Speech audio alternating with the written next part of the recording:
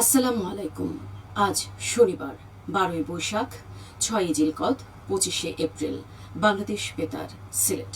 সংবাদ পড়ছি রোহেনা সুলতানা। শিল্প, পাট ও বস্ত্র এবং বাণিজ্য মন্ত্রী খন্দকার আব্দুল মুকতাদির বলেছেন, আন্তর্জাতিক বাজার থেকে উচ্চ মূল্যে জ্বালানি আমদানি করতে হলেও সরকার চেষ্টা করছে এর চাপ যেন সরাসরি জনগণের উপর না পড়ে। পরিস্থিতি সামাল দিতে প্রয়োজনীয় ব্যবস্থাও নেওয়া হচ্ছে। তিনি সিলেটের সদর উপজেলার মাসুকগঞ্জ বাজারে বাসিয়া খাল প্রকল্পের প্রস্তুতি পরিদর্শন শেষে এসব কথা বলেন। খন্দকার আব্দুল মুকতাদির বলেছেন, দেশে ডিজেলের দাম মাত্র 15% বেড়েছে, অথচ আশেপাশের যে কোনো দেশে জ্বালানি তেলের মূল্য বাংলাদেশ থেকে বেশি।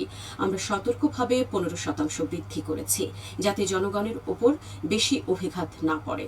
তিনি বলেন, 15% দাম বৃদ্ধির ফলে একটি ট্রাক যদি 200 কিলোমিটার পণ্য পরিবহন করে যায়, তাহলে কেজি প্রতি পণ্যমূল্য 30 পয়সা বাড়তে পারে। এটুকু বৃদ্ধির কারণে সত্যিকারের মূল্যস্ফীতির কোনো প্রভাব পড়বে না।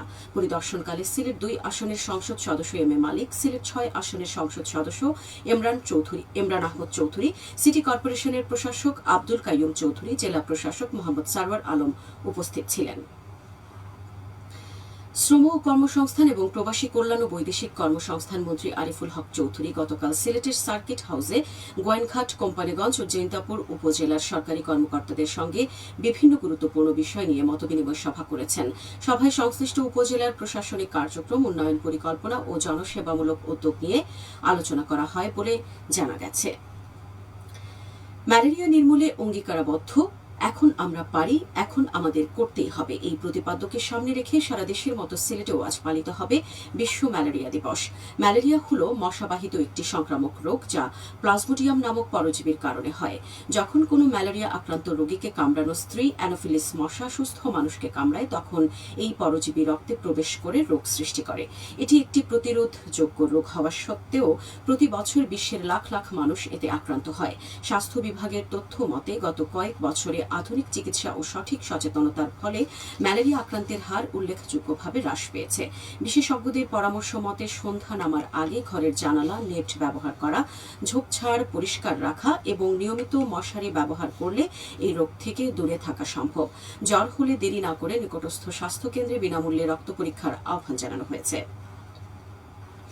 সুনামগঞ্জের গীতিকার ও সুরকার প্রয়াত মতিউর রহমান হাসান, যিনি পাগল হাসান নামে পরিচিত, তাকে স্মরণ করে একটি স্মরণানুষ্ঠান অনুষ্ঠিত হয়েছে। গতকাল বিকেলে জেলা শিল্পকলা একাডেমির পাগল হাসান কুঞ্জে এই অনুষ্ঠানের আয়োজন করে ফ্রেন্ডস টার্গেট ব্যান্ড। অনুষ্ঠানে সংক্ষিপ্ত আলোচনা সভা, স্মৃতিস্মারক প্রদান এবং পাগল হাসানের গান পরিবেশন করা হয়। এতে প্রধান অতিথি হিসেবে বক্তব্য দেন সুনামগঞ্জ পৌরসভার প্রশাসক অসীম চন্দ্র বণিক। বক্তারা বলেন, পাগল হাসান ছিলেন সুনামগঞ্জের লোকসঙ্গীতের অন্যতম ধারক ও বাহক। তাঁর সৃষ্টি ও এই অঞ্চলের মাটি ও মানুষের জীবনচিত্র ফুটে উঠেছে। তার সৃষ্ট কর্ম সংরক্ষণ ও প্রচারের উপর গুরুত্ব আরোপ করেন তারা।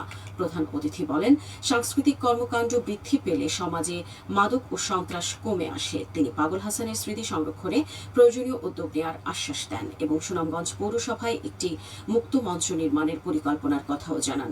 পরে মনোজ্ঞ সাংস্কৃতিক অনুষ্ঠানে স্থানীয় শিল্পীরা পাগল হাসানের গান পরিবেশন করেন। মৌলভীবাজারের বড়লেখা ভায়া শাহবাজপুর, লাতু এবং জুড়ি উপজেলার জুড়ি লাঠিটিলা মহাসড়কের 27 কিলোমিটার সড়ক উন্নয়ন প্রকল্পের কাজ উদ্বোধন করা হয়েছে গতকাল। জুড়ি চৌমোহনা পয়েন্টে আনুষ্ঠানিকভাবে এর উদ্বোধন করেন সংসদ সদস্য নাসির উদ্দিন মিন্টু। এ সময় প্রশাসন, সড়ক ও জনপথ অধিদপ্তরের ঊর্ধ্বতন প্রকৌশলী, জনপ্রতিনিধি সহ গণ্যমান্য ব্যক্তিবর্গ উপস্থিত ছিলেন। এতে ব্যয় হচ্ছে প্রায় 30.5 কোটি টাকা। প্রকল্পের আওতায় 2টি ব্রিজ, 8টি কালভার্ট, মাটি ভরাট, রাস্তা প্রশস্ত, আরসিসি ঢালাই ও পিচ সহ আনুষঙ্গিক কাজ অন্তর্ভুক্ত রয়েছে। সড়ক ও জনপথ অধিদপ্তর তা বাস্তবায়ন করছে। সুনামগঞ্জ পৌরসভাকে মাদকমুক্ত করার লক্ষ্যে মাদক বিরোধী ঐক্য পরিষদ সুনামগঞ্জের কার্যনির্বাহী আহ্বায়ক কমিটি গঠন করা হয়েছে।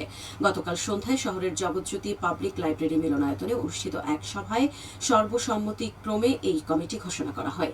এছাড়া বিভিন্ন ওয়ার্ডের প্রতিনিধিদের সমন্বয়ে একটি পূর্ণাঙ্গ কমিটি গঠন করা হয়েছে।